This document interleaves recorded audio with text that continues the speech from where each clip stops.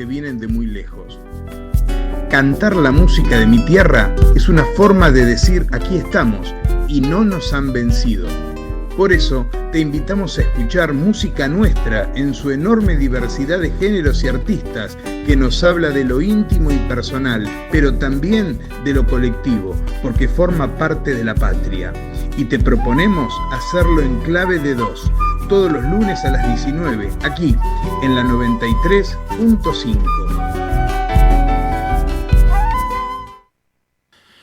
Hola, muy buenas tardes, ¿cómo les va? Bienvenidos a otro Clave de 2 aquí en la Universidad Tecnológica Nacional.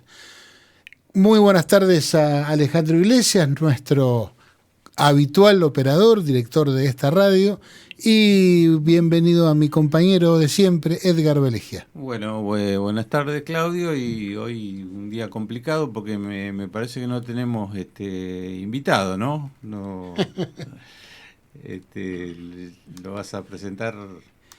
Sí, por supuesto. Como vinimos avisando en la difusión, hoy tenemos yo diría, uno de los más importantes músicos bahienses, pero no solo por el arte, sino también por toda su trayectoria, su labor, su trabajo. Los que lo conocen no necesitan demasiadas presentaciones, y me estoy refiriendo a quien tengo aquí a mi lado y a quien le doy la bienvenida, Alberto D'Alessandro. Bueno, hola Claudio, muchas gracias por la invitación. Bueno. Un gusto estar en este programa Clave de Sol. En realidad es Clave de 2. No, ya sé, yo lo decía a propósito. Remeda, sí, de ahí salió la idea. Para quien eventualmente no lo conozca, vamos a decir que Alberto inició sus estudios de guitarra en su ciudad natal, porque Alberto es de Coronel Pringles. Yo diría, ¿es bahiense por adopción? ¿Nos adoptó Alberto? No, sí, claro, que yo creo que sí, que soy mucha adopción en Bahía Blanca, porque a los 17 años me vine de Pringles y entonces estamos acá. Claro. Tengo muchos más años que en Pringles, ¿no es cierto? Ahora, igualmente, los estudios de música, de guitarra, los inició allá en Pringles. Sí, los inicié allá con mi primer maestro, Carlos Ayú. Así que estuve cuando terminé la secundaria, estuve estudiando con él. Ajá. Y luego me vine para estudiar acá. Sí, y después leía que continuó esos estudios con Miguel Ángel Girolet, con José López Ramos, perdón. López Ramos, sí.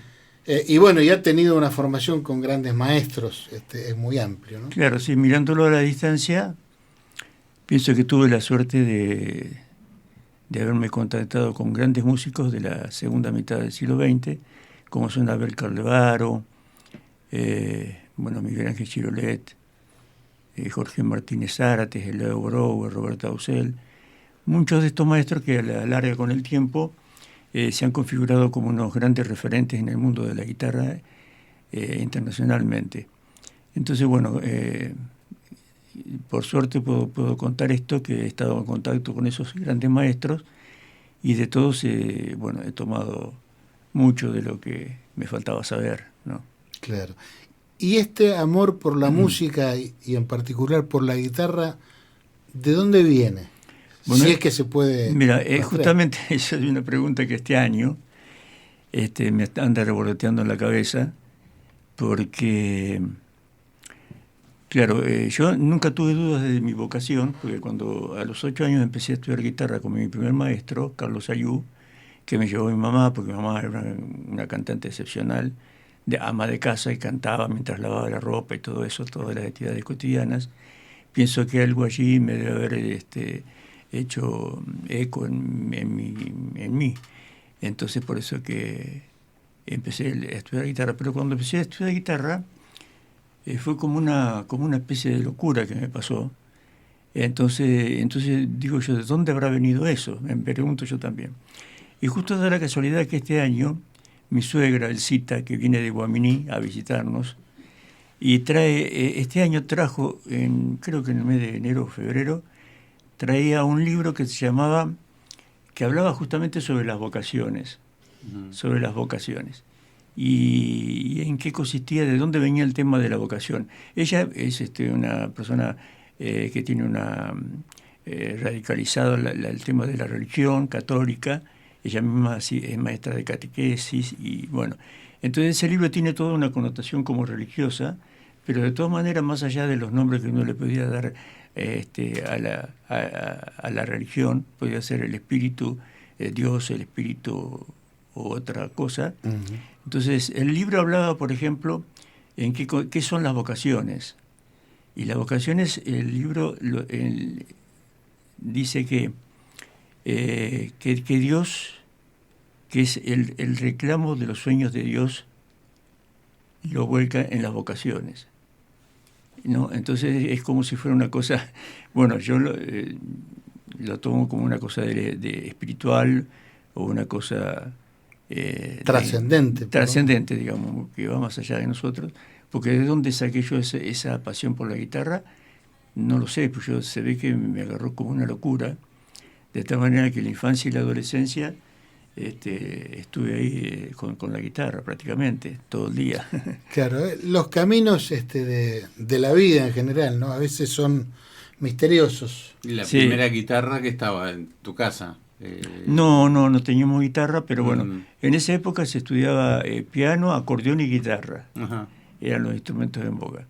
Pero el instrumento, digamos que para el acordeón o para el piano se necesitaba plata para poder comprarlo. Claro. Así que la guitarra era lo más accesible.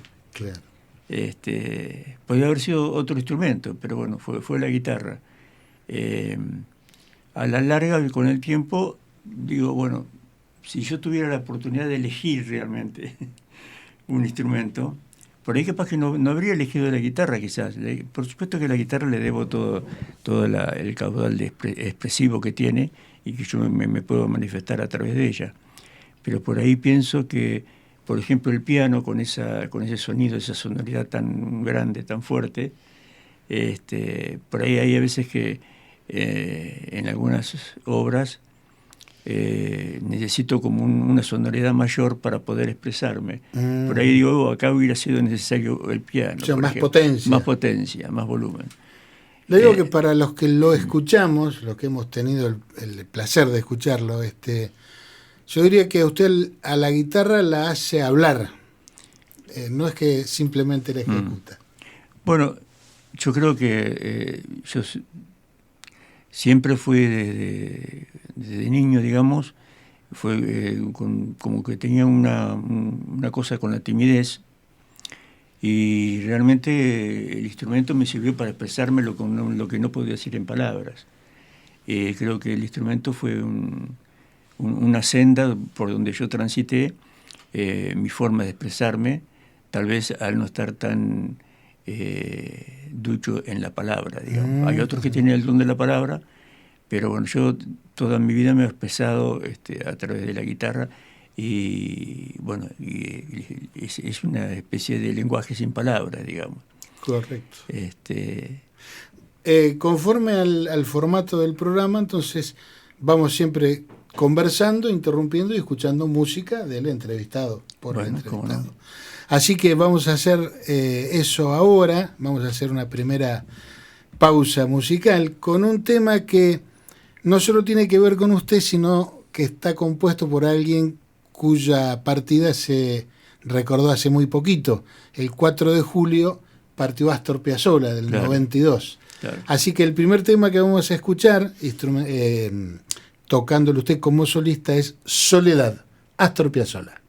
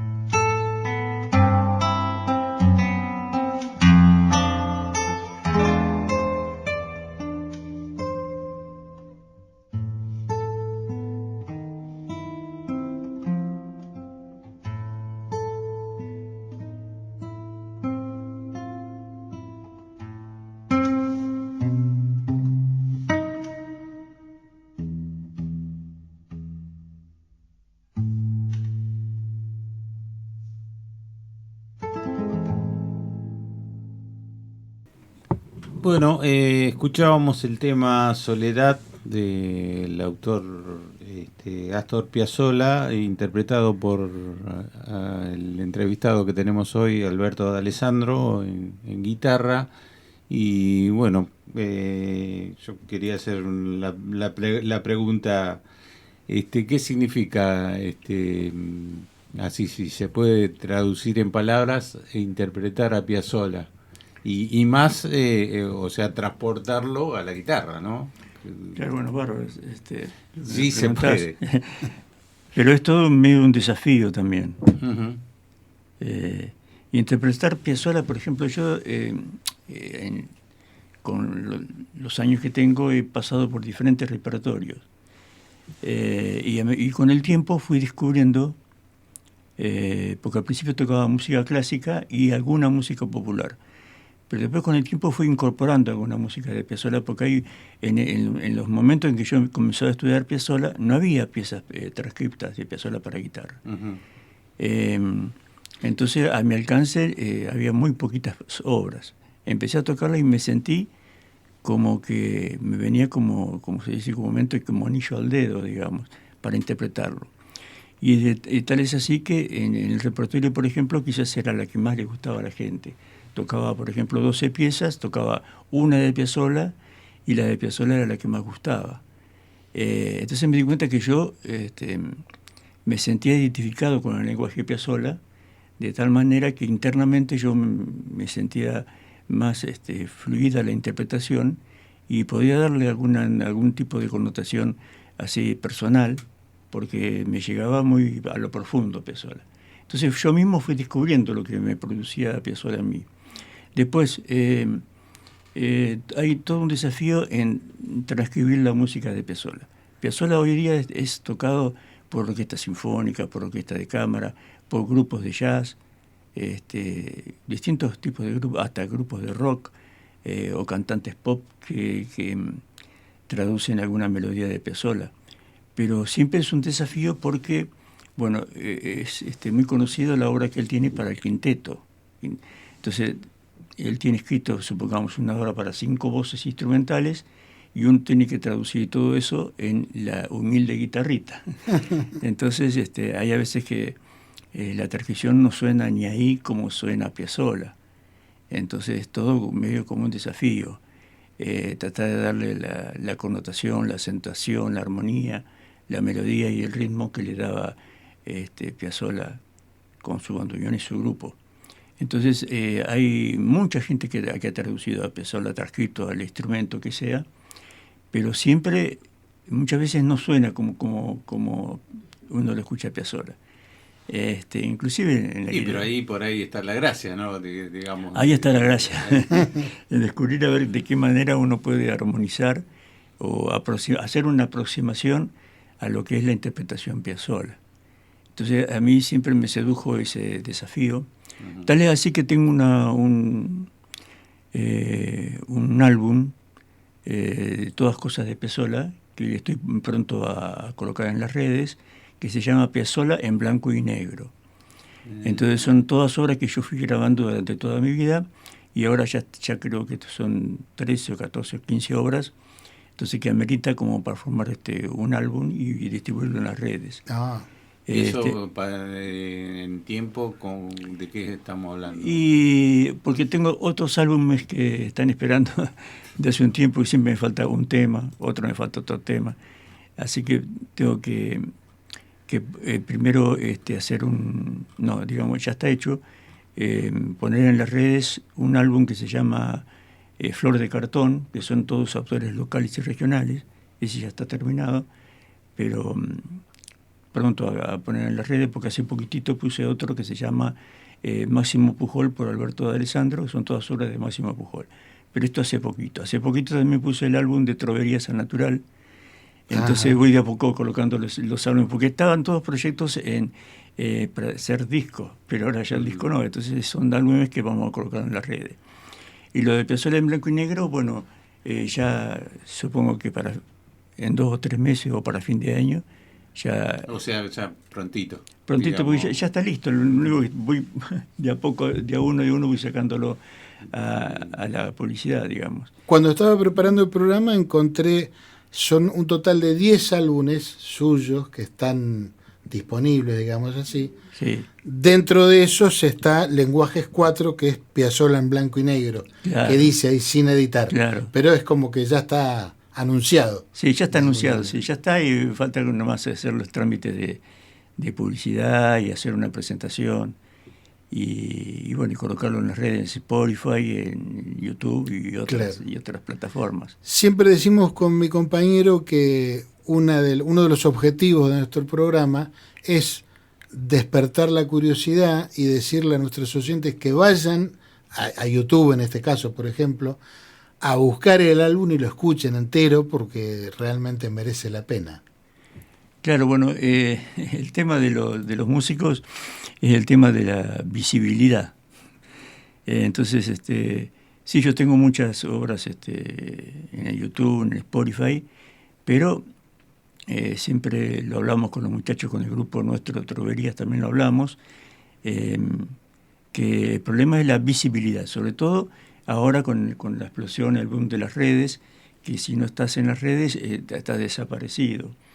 Entonces necesitas alguien que sepa, de community manager, que publicite todas esas obras, porque si no, nadie las escucha. Entonces es todo un tema de participar ahí en las redes. Aparte no hay, o sea, no hay otra forma, porque no hay otra manera. El formato físico es como que está dejado. Desapareció. Claro. Y bueno, justamente hablando de Troverías, vamos a contar que Troverías es un cuarteto que lo integran, además de Alberto, Fernando Schwenger, Cristian López y Daniel Ducós. De ese grupo, interpretado por ese grupo y de la autoría de Alberto aquí presente, vamos a escuchar El dolor de Sayhueque.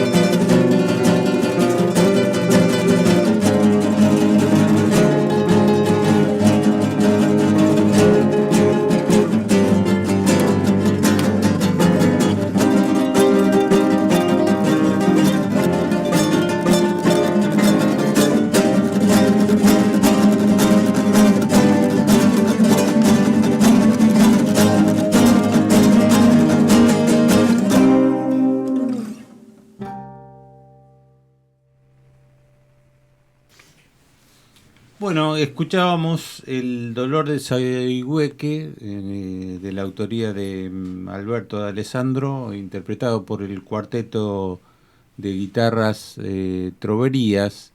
¿Y qué es Troverías? O sea, ¿cómo nace? ¿Y cuánto hace? Una pequeña síntesis. Una pequeña síntesis de una extensa trayectoria. Sí. Bueno, es un grupo que nace en los talleres que yo daba clase en la Asociación Cristiana de Jóvenes. Y bueno, había un grupo de adolescentes que se destacaban por su talento y con el tiempo, además de los grupos que tenían normalmente de enseñanza de guitarra, empezamos a ensayar aparte. Cuando ellos ya tocaban muy bien, me junté yo con ellos y conformamos el grupo de Troverías cuando ellos tenían 18, 19 años. Estamos hablando de que... Ya más o menos, que es 84, 85, por ahí. Y entonces, en el 87 yo compuse, estaba muy, inspirado por el tema de los pueblos originarios, los mapuches en este caso, y bueno, descubría en ese momento, en el año 86-87, algo así como la verdadera historia de los pueblos originarios, en contraposición a lo que me habían infundido en su momento en la escuela primaria, secundaria, de que eran, bueno, que eran unos salvajes, qué sé yo, y de pronto entonces empecé a ver un poquito la verdadera historia. Y es así que compuse esta composición, El dolor de Sayhueque, refiriéndose a Sayhueque, el último lonco mapuche que rindió sus armas al blanco, y después lo llevan a Buenos Aires, es paseado por Buenos Aires en un carruaje, como si fuera una especie extraña. Y bueno, y con el tiempo, por ejemplo, en la actualidad veo que Miro J, por ejemplo, también tiene en cuenta este tema de la reivindicación de las tierras de los pueblos originarios. En todas partes están luchando por eso. Así que se ha revitalizado el tema y más... Gratamente, ¿no? Porque, claro, o sea, que tomen la gente joven, claro, retome estos temas, es saludable. Es saludable, diría sí, yo. sí. Y así que me encontré con esa sorpresa de que en aquel momento sonaba extrañísimo ese tema, el nombre, y en la actualidad yo creo que hace eco en todas estas historias, en todas partes del país y en otros países, que están luchando por sus propias tierras frente al embate de los grandes empresarios, de los grandes capitales, ¿no es cierto?, que buscan digamos, emprendimientos inmobiliarios o explotación así en forma exagerada de las tierras. Y entonces con ese tema compuso El dolor de Sayhueque. Y hace poquito, en su momento hicimos un álbum en cassette, en el año 95 lo editamos, grabándolo en el estudio de Laucha y Ensenela. Uh-huh. Y en la actualidad, hace poquititos meses, hicimos el lanzamiento en las redes en formato digital y agregándole algunos otros temas. Por ejemplo, este dolor de Sayhueque, la última versión, la hicimos agregándole la voz de Anaí Mariluán, que es una cantante mapuche que está radicada en Bariloche. Y entonces en la última parte interviene ella con su voz. Y bueno, hubo una gran pausa en el medio del grupo Troverías, cada uno en ese momento eran tan jóvenes y después alguien se fue a vivir a Villa Langostura. No estuvimos sin tocar mucho tiempo y ahora hace 2 o 3 años que estamos volviendo a tocar con la sorpresa de que tenemos algunas de esas convicciones que teníamos en aquella época. Seguimos con esas convicciones y sobre todo con las ganas de tocar. Qué bueno. Entonces, muy gratificante. Tal es así que al programa que estamos haciendo ahora le llamamos La Revuelta. O sea, una revuelta, pero además en el sentido de, como decía el Indio Solari, que él decía, bueno, nosotros somos una banda de combate, decía. Y entonces, bueno, no quiero hacer ninguna aproximación a lo de los Redondos Ricota, pero bueno, de alguna manera nosotros también, de alguna manera, al reivindicar los derechos de los pueblos originarios sobre sus propias tierras, también de alguna manera militamos esa idea y también este sentido de la revuelta a juntarnos. Es ese sentido. En ambos sentidos. En ambos sentidos, sí. Hablando de troverías, hace un ratito nos habla un oyente muy fiel que nos escucha todos los lunes. Que aprovechamos para mandarle un saludo, porque nos saluda todos los lunes. Así que se lo retribuimos, por supuesto.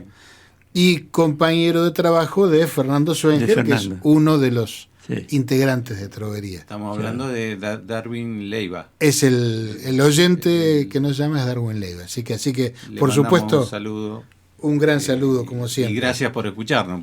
Gracias por escuchar. Claro. Nos da por lo menos la seguridad de que tenemos un oyente. Un oyente. Y bueno, siguiendo adelante con la entrevista, usted al principio, cuando hablaba de troverías, dijo cuando iba a dar clase a la Asociación Cristiana de Jóvenes. Sí. Esto me hace resaltar su cuestión con la docencia también. Es tan importante como la música. Cuéntenos. Sí, en el caso mío no es tan común, pero porque muchas veces a uno le gusta tocar o cantar y no dar clase. En mi caso me apasionaron las dos cosas, dar clase y tocar. Pero me apasionaron de igual manera. De tal manera que cuando yo a los 23 o 22 años empecé a dar clase, sentí que eso era lo que tenía que hacer. Ese llamado, como decía, cuando tocaba la guitarra cuando era niño, también sentí ese llamado al dar clase. Entonces fue una cosa que no dejé de hacerlo por siempre, digamos, eso de dar clase. Porque yo creo que se conjugaron algunas cosas.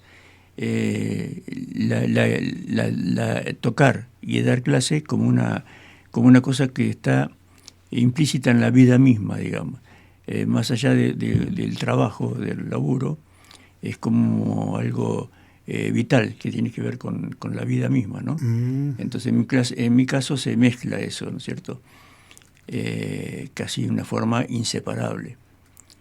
Y bueno, así he dado clases en el conservatorio, en escuelas secundarias. ¿En el conservatorio cuántos años estuvo, Alberto? Y estuve desde el 87 hasta el 2011. Una puntaza de años. Sí. Se extraña un poco eso, pero igualmente tengo algunas cosas, no ya como antes, pero tengo algunas clases que doy en mi casa, sobre todo de gente que está dando conciertos. Y además con Mariano Ortiz dirigimos la Orquesta Municipal de Guitarra, Les Escoberes, y con esos hacemos los arreglos para tocar en orquesta y tenemos nuestras presentaciones que es en los barrios, en distintas partes, y la orquesta está formada por gente de todas las edades y todo tipo de formación, desde profesores hasta gente que vocacionalmente toca la guitarra y sabe 2 o 3 tonos y también puede formar parte de la orquesta. Vamos a hacer una nueva interrupción para escuchar, en este caso, un tema de Máximo Pujol, y lo interpreta Alberto con el cuarteto de cuerdas 5 liberianas, y es Nocturno.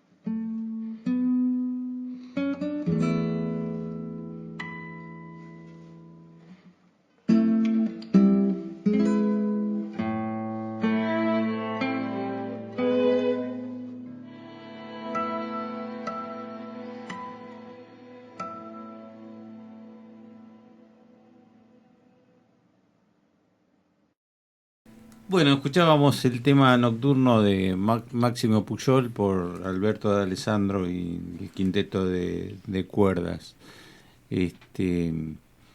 Y ya que hablaba de la docencia y de la interpretación, el otro aspecto que quedaría sería el compositivo. ¿Cómo lo lleva eso? Bueno, el compositivo, yo en realidad no me he dedicado a la composición, me he dedicado a la interpretación de guitarra. He compuesto algunos temas como esto que lo dice Beca, así, porque fue impactado por esa temática. También, quizás porque en mis ancestros seguramente debe haber algo de sangre de pueblos originarios, no sé por qué, pero luego he hecho muy poquitos temas, muy poquitos. No me he dedicado a la composición. Lo que me ha traído siempre es la interpretación. La interpretación. Es decir, expresarme a través de la guitarra lo que ponen otros autores en el pentagrama, después yo le doy mi propia interpretación. A propósito de esta obra que escuchamos, Cinco Liberianas, de Máximo Pujol, así como Piazzolla yo lo descubrí con el tiempo, a Pujol lo descubrí antes que Piazzolla, y de alguna manera el lenguaje de Máximo Pujol es como que me representa algo que yo siento adentro y que él lo expresa a través de la composición. Y esta obra, por ejemplo, Cinco Liberianas, es un homenaje a Oliverio Girondo, el poeta, en base a 5 obras homónimas, que son Milonga, Nocturno, que escuchamos recién, Pedestre, Plaza y Corso. Son poemas de Oliverio Girondo. Y esta obra en realidad es para orquesta sinfónica. En esta oportunidad yo hice una grabación en CD con 4 intérpretes de la orquesta sinfónica, extraordinarios músicos, que son Mario Peralta, Leo Rubín, Paolo Miserocchi y ya vendrá, ya aparecerá. Lulia. Así que, bueno, esta obra la dedicó a mí el compositor Máximo Pujol. Esta obra también la he interpretado en otras orquestas sinfónicas, la de Blanca, y también en otros países también. Hablando de otros países, estaba viendo la amplísima cantidad de lugares en el extranjero que ha tenido la oportunidad de tocar. ¿Qué experiencias, por ahí las más relevantes, se trajo de otros lugares? Y bueno, siempre tocar afuera siempre es una aventura de alguna manera, porque uno no sabe cómo va a caer el repertorio que uno lleva.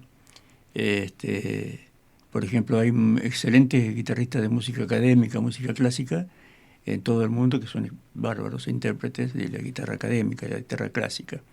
Entonces yo llevaba un repertorio al principio de mezcla de música clásica académica, entre comillas, con otro tipo de música, como ser Pujol, como ser Piazzolla, es decir, intérpretes latinoamericanos o sudamericanos o argentinos.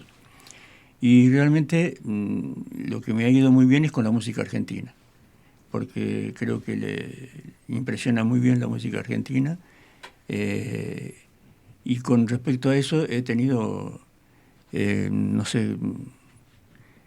circunstancias muy gratificantes y sorpresivas. Por ejemplo, en una oportunidad tuve que tocar en Tallinn, que es la capital de Estonia, un país ex-URSS de la Unión de Rusia, pegado a Rusia, y estaba en la escuela de música y en el hall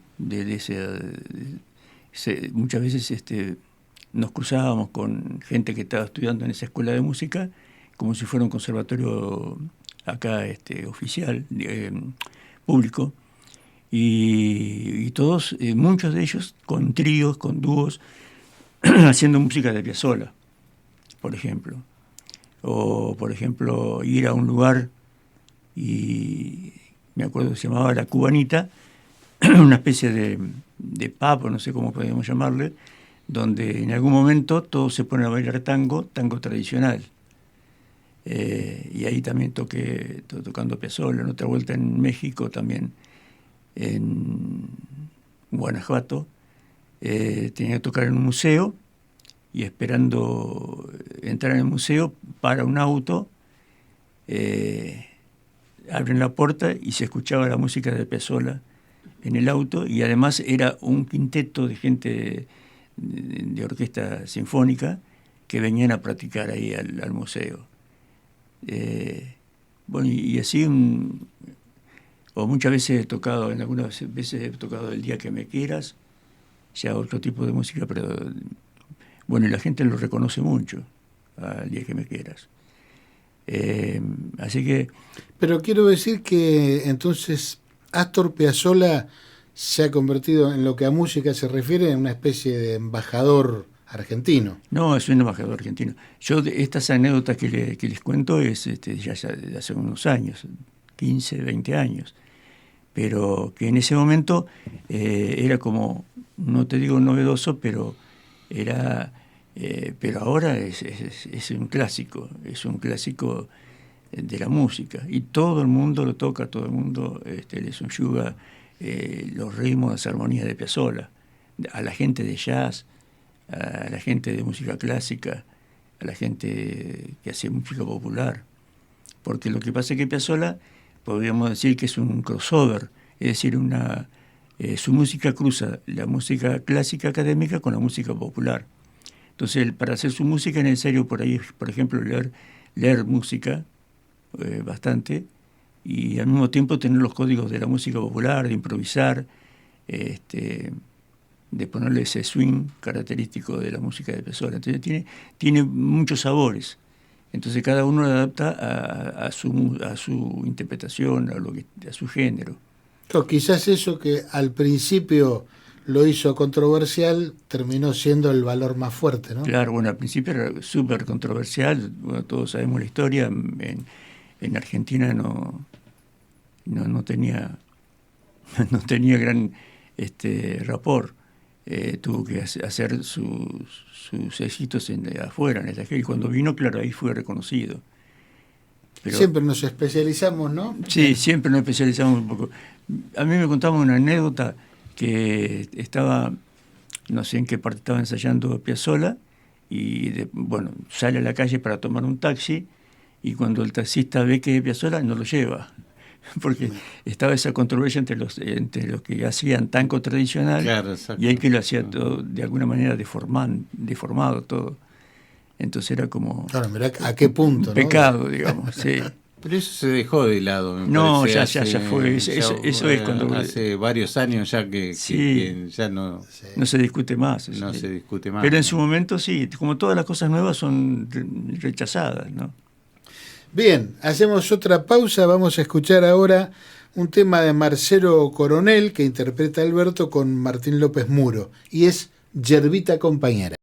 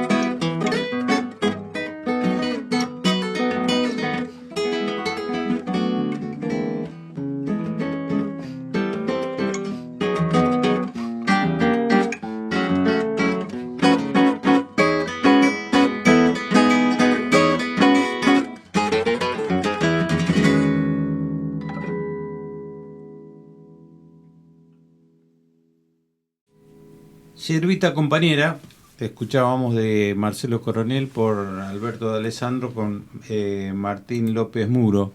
Y bueno, aprovechamos para decir que este programa, el que lo quiera escuchar grabado, a partir de mañana lo tenemos en la página de YouTube de Clave de Dos. Nuestro productor técnico lo sube. Exactamente. Vamos a comentar que nos quedó en el tintero en el bloque anterior. Alberto contaba anécdotas de sus giras. Bueno, Alberto ha realizado conciertos en Francia, España, Italia, Paraguay, Bélgica, Francia, Estonia, Austria, México y en la Argentina, bueno, multiplicado por 1.000.000. Con esto quiero decir, o quiero resaltar la trayectoria, el volumen que ha tenido como artista, ¿no? E insisto, por más que haya nacido en Pringles, es un artista bahiense. Así que a mí me llena de orgullo. Bueno, gracias. E incluso hace poco tiempo, en diciembre del 24, el Consejo Deliberante de Bahía lo distinguió como personalidad destacada. Sí. Digamos, ¿cuáles fueron los motivos por los cuales se lo nombra? ¿Su labor artística o docente? Porque digamos que están ahí paralelas, ¿no? Yo creo que me acuerdo perfectamente lo que yo dije en los considerandos de la resolución. Creo que decían hincapié en esas dos cosas, ¿no es cierto? La trayectoria como músico y la trayectoria como docente. Eso se puso en valor al igual. Sí. Usted decía, bueno, la parte docente de alguna manera conformó parte de esa vocación con la que usted vino. ¿Qué devolución tuvo desde la actividad docente? Es decir, sus miles de alumnos que ha tenido todos estos años, claro. ¿Qué le han respondido? ¿Qué le han aportado? Bueno, siempre el objetivo que yo perseguí, hay diferentes, un propósito general que es el de que la gente a través de la guitarra de la música sienta goce, que disfrute, más allá de si quiere ser un concertista de guitarra o no, eso no es tan relevante, es pasarla bien a través del instrumento que es la guitarra. Y por supuesto que también he tenido también en la parte de formación, que he ocupado una gran cantidad de tiempo en la formación. He tenido grupos como por ejemplo Troverías, el grupo Guitarras del Sur, también el grupo de Escoberes, digamos que son gente que se desarrolla profesionalmente. Entonces en ese sentido, y también como algunos individualidades, como ser por ejemplo Julián Martínez, que en este momento está en Austria, cursando una maestría, y otros guitarristas que se han presentado para concursos internacionales y han desarrollado relevantemente esta labor. Pero fundamentalmente yo considero de que la devolución que yo he tenido es sentir que la gente se le ilumina en algún momento la mirada por alguna cuestión de la música en la guitarra. Y eso es, digamos, es un valor que a mí me gratifica, porque creo que en el fondo esa es la idea, más allá de que alguien quiera ser concertista o lo que desea hacerlo profesionalmente o no. Pero creo que eso en definitiva podemos resumir lo que sería lo que es la devolución. Podríamos decir que el arte da felicidad a los demás y a uno mismo, ¿no? Claro, sí. Es eso en definitiva, sí. Termina volviendo. Y yo digo, por eso, en épocas en las que parece que lo único que importa es el dinero y el éxito, entre comillas, bueno, el arte viene como una disrupción también, ¿no? Como... Claro, sí. Por ejemplo, nosotros con el grupo Torbería, que le llamábamos La Revuelta, también tenemos, y quizás en todos los grupos, Guitarra del Sur, Escoberes, tenemos una cosa que va un poco, como decís vos, en contra de la corriente esta del individualismo y de toda la cosa material, y también el efecto de demostración y figuración. Cuando todos estos grupos que yo he tenido, hay un propósito colectivo, hay una movida colectiva que va más allá del individuo. Y la movida colectiva de grupo es muy interesante, la respuesta valoral que podemos sacar de ahí, porque significa un grupo de personas en pos de un objetivo común. Y al ser el grupo de personas tenemos que ver cómo nos relacionamos con el otro, el tema de la tolerancia, de la unión, de la solidaridad, de la empatía, de la no ser indiferente ante el otro. Figuran muchos tipos de valores que por ahí va en contra, como decías, de esa marea de otro tipo de valores que nos lleva de la nariz, ¿no es cierto? Es difícil sustraerse a eso, pero al mismo tiempo también no es tan difícil, porque uno ve que cuando estamos con esos grupos, la gente hace silencio y nos escucha ávidamente, aunque lo que escuche es diferente de lo que es masivo, ¿no? Sí, yo no sé si ustedes desde el escenario lo perciben, pero cuando inicia un concierto se crea como una pausa, claro, ¿no? En esas 100 personas que lo estén mirando. Y hay algo mágico ahí que pasa, y hay una pausa de toda la porquería que está pasando afuera, claro. Y bueno, es, no sé, 40 minutos, una hora en los que todo parece congelarse, ¿no? Claro, sí. Edgar, ya nos estamos yendo, así que es su oportunidad de una última pregunta. No, agradecer la presencia, y es gratificante escucharlo a Alberto, así que por mí estoy satisfecho por hoy, sí. Así que la verdad que sí, si nos deja ese sentimiento de orgullo. Resaltar lo que decía Alberto, ¿no? Digamos, cuando uno tiene un proyecto colectivo es cuando uno más se siente gratificado, ¿no? Claro. Cuando el proyecto es colectivo, que involucra a más personas que uno mismo, ahí es donde vale la pena vivir, ¿no? Así que bueno, Alberto, gracias por ayudarnos a que valga la pena vivir. No, me estaba acordando de algunas cosas de el Indio Solari, que decía, buena parte de la famosa frase de el lujo es vulgaridad, o que la muerte me encuentre vivo, él decía. Y bueno, él también tenía esa cosa, como mencioné hoy también, esa cosa de combate contra todos estos cosas que estamos diciendo recién. Es como una trinchera, digamos, de lucha cultural con esas otras cuestiones que todos ya adolecemos y conocemos. Así que bueno, yo les agradezco que tengan este espacio para poder expresarnos los músicos locales. Es muy útil esto, así que agradecido. Bueno. Y todo el trabajo que se han tomado para ver el repertorio y todo. Sí, Y si Dios quiere, se repetirá algún otro lunes, ¿por qué no? claro que sí. Así que bueno, muchísimas gracias, Alberto. A todos los oyentes les decimos gracias por la escucha. Y será hasta el próximo lunes, donde tendremos otro invitado, quizás bahiense, porque hasta ahora le estamos dando absoluta cabida a todos los músicos bahienses o bahienses por adopción, como en el caso de Alberto.